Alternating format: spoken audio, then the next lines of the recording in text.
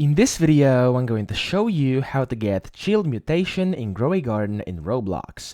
So in case you're trying to get chilled fruits and plants over here, you'll need to wait for this event, which is actually called Frost, and as you can see, it gives you plus 50% growth speed and then higher chilled and frozen fruit chances. So basically there's no other way of getting it. You will just have to simply wait for this to occur, and then once it happens, once the frost happens, you'll see your character is shaking, everything becomes kind of bluish, you will see like different basically snow flying across the sky, etc.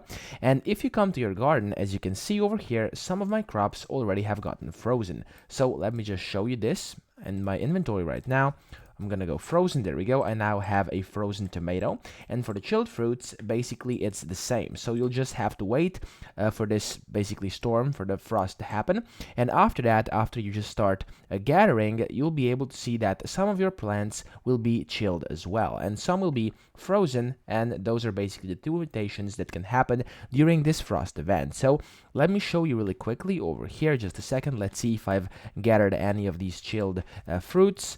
There we go. As you can see, I have a bunch, so I even have a chilled mango over here. As you can see, it kind of looks a bit dull, a bit bluish.